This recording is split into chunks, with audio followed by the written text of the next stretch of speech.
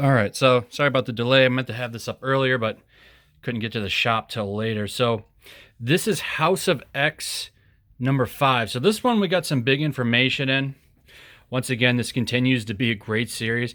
It's almost hard to review at this point because it's like we're like towards the end game now. There's only two, well, there's 4 issues left. So there'll be 2 for Powers of X, 2 for House of X left, and then it's gonna kick into the relaunch with all of those books. So the cool thing about this one is a lot happens in this one compared to the last one. So some people made guesses in the last issue about, how everyone got taken out. And I said, well, I think they're going to reboot the timeline. Well, I was wrong. Some people guessed it right and said that they were going to be clones. And, well, you guessed it. They're clones. So how they do it is they use a bunch of mutants who pretty much construct these cocoons and they regrow people.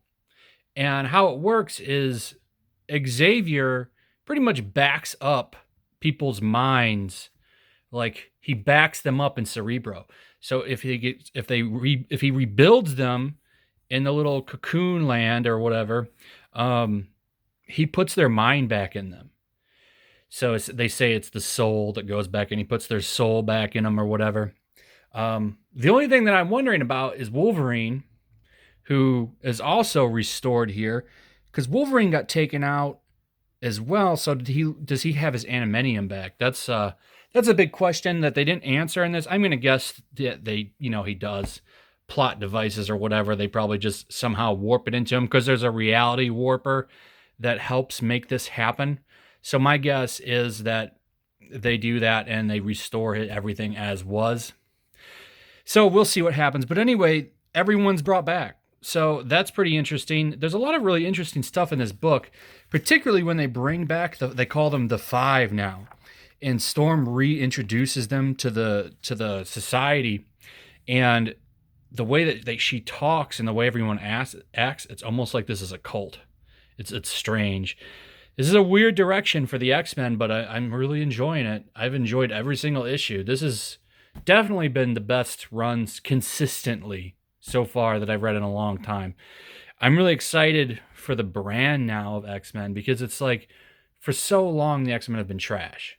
But I feel like because even like the issues that Jonathan Hickman's not writing, from what I understand, he's basically taking the role of editor. Because Jordan D. White, he's too busy playing his ukulele and sniffing out con girls to really do a good job.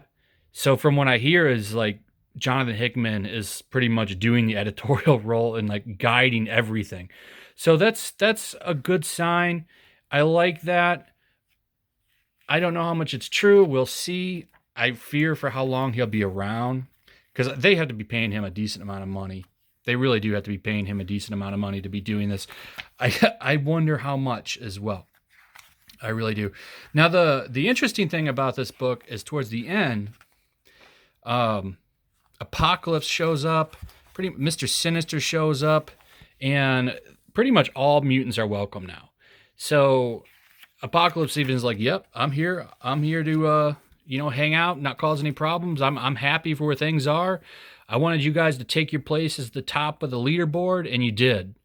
And I saw that he's even a member of one of the teams that's coming up. This is interesting. You know it's not going to work out. It's not going to work out. He's not going to stay a good guy. I just don't see it. Especially Mr. Sinister. We already know Mr. Sinister betrays them from the timeline that's been shown. So we'll see. We also get to see the Mutant Nation get formed. So they show the vote happening and stuff like that. This is a big one because so in all of these issues we get